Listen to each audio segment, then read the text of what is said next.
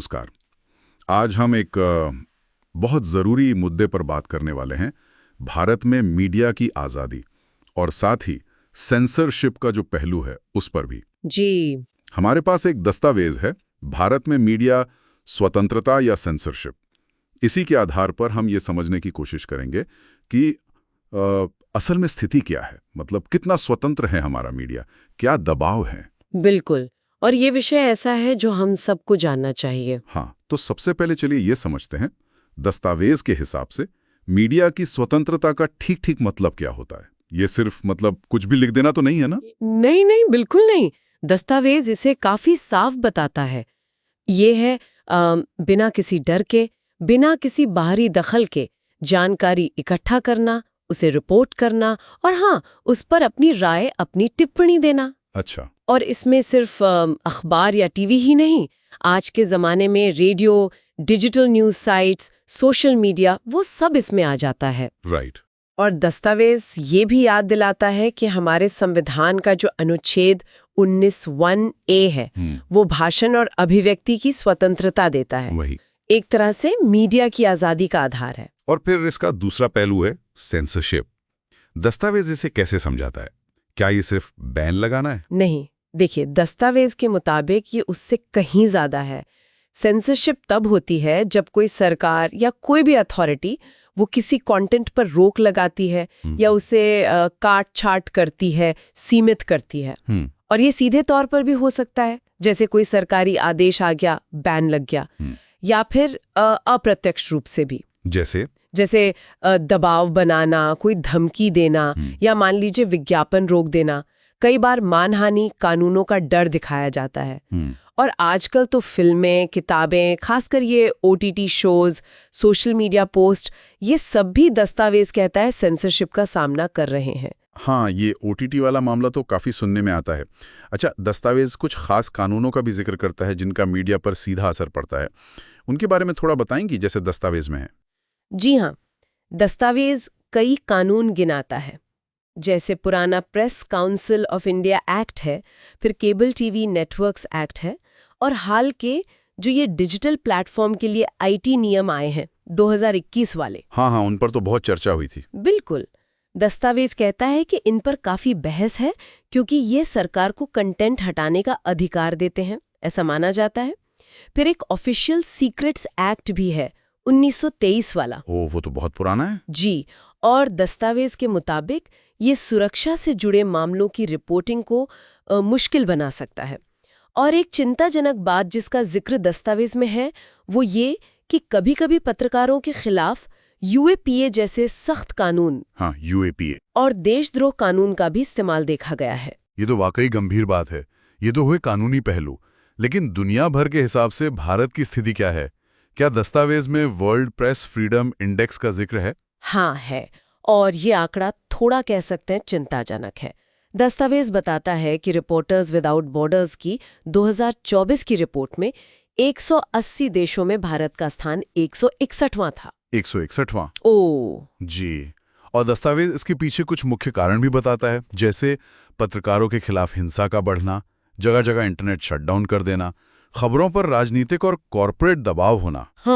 Corporate दबाव भी। हाँ, और ये पेड न्यूज का चलन, यानी पैसे लेकर खबरें छापना।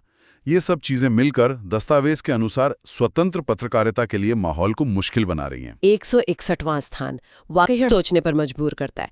क्या दस्तावेज में सेंसरशिप या दबाव के कुछ ताज़ा उदाहरण दिए गए हैं जिनसे ये बात और साफ हो? हाँ, दस्तावेज कुछ हालिया घटनाओं का जिक्र करता है। जैसे आपको याद होगा, गुजरात दंगों पर एक BBC की डॉक्यूमेंट्री बनी थी, उस पर प्रतिबंध लगा। हाँ, वो काफी खबरों में था। जी। फिर कई OTT शोज को अपने सीन काटने या बदलने पड़े हैं।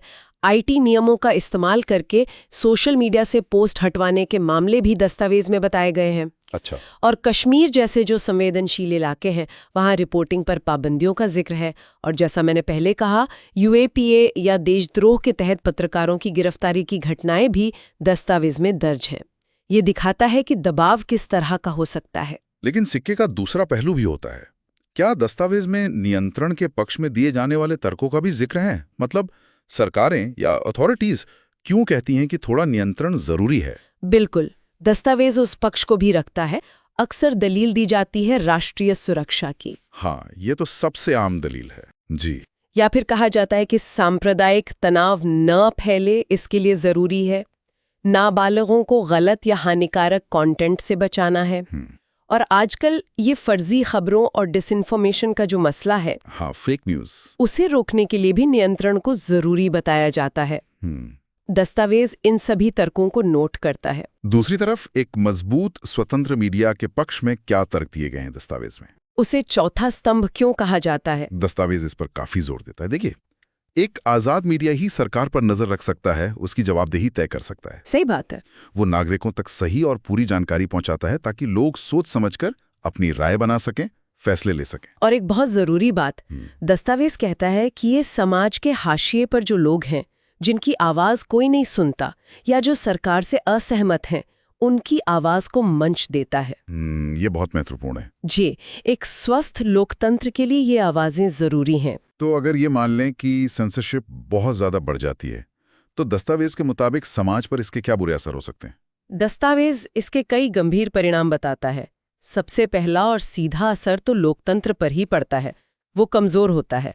लोगों का खबरों पर से, मीडिया पर से भरोसा कम होने लगता है। हाँ, ये तो है। पत्रकारों में एक डर बैठ जाता है। इसे सेल्फ सेंसरशिप कहते हैं। मतलब वो खुद ही मुश्किल या संवेदनशील मुद्दों पर लिखने बोलने से बचने लगते हैं कि कहीं कोई पंगा ना हो जाए। अच्छा, मतलब वो खुद ही अपनी खबर रोक लेते हैं? जी, एक तरह से।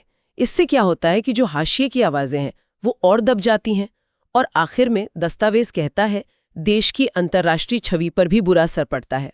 तो कुल मिलाकर ये दस्तावेज पढ़ने के बाद जो एक तस्वीर उभरती है वो ये है कि मीडिया की स्वतंत्रता और उस पर कुछ हद तक नियंत्रण, इसके पीछे एक बहुत ही कह सकते हैं महीन रेखा है, एक नाजुक संतुलन है। हाँ, बिल्कुल। और ये समझना बहुत जरूरी हो जाता है कि कब नियंत्रण वाकई जरूरी है राष्ट्रीय सुरक्षा या समाज हित के लिए, और कभी सिर्फ आवाज दबाने का एक जरिया बन रहा है। सही कहा। और इन सभी कानूनी पेचों, राजनीतिक दबावों, सुरक्षा की दलीलों और दूसरी तरफ आज़ादी की ज़रूरतों के बीच दस्तावेज हमें एक सवाल के साथ छोड़ता है। क्या सवाल? कि आज के इस इतने जटिल मीडिया माहौल में एक जागरूक नागरिक या सूचित नागरिक होने का असल मतलब क्या है? हम खबरों को कैसे देखें, कैसे समझें? ये वाकई एक अहम सवाल है, और शायद इसका जवाब हम सबको अपने अपने स्तर पर खोजना होगा। जी बिल्कुल।